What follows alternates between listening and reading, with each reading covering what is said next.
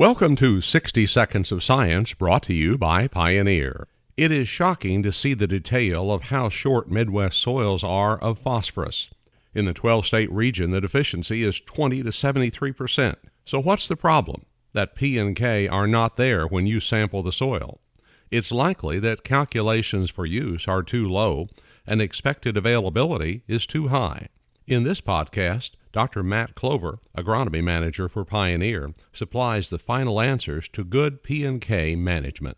So when we talk about the actual removal of either phosphorus or potassium, it's important to know how much is actually being removed on a per bushel basis. When we look at a bushel of corn, we're removing somewhere around 0.35 pounds of P2O5 and around 0.25 pounds of K2O. And you factor that in over your yields, whether it be 150 or 250 bushels, and we're removing a fair amount of phosphorus. And especially with phosphorus, we know that a large chunk of those phosphorus needs, upwards of 80% that plant is actually using, is actually being taken off the field in the grain. So we know that a lot of that phosphorus won't be there, that crop is using in that current year won't be there for that next year's crop.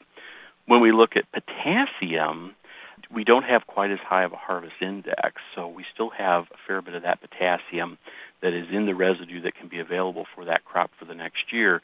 But especially if we're soil sampling, that can sometimes, if we're thinking about changing our soil sampling time, say going from a fall to a spring sampling, that may change our numbers somewhat because we haven't necessarily accounted for that potassium in the residue.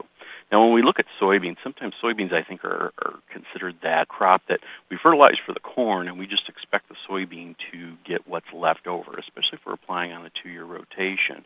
But when we look at those P and K needs of soybeans, it is fairly substantial. We need upwards of 0.73 pounds of P2O5 and 1.2 pounds of K2O per bushel of soybean.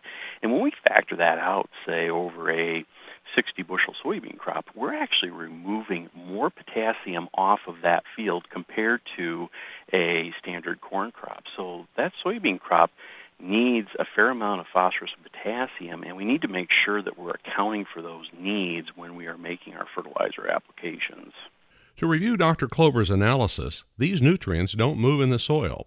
They're tied up by other minerals or a problem with pH, and the plants need more as you try to increase your yields.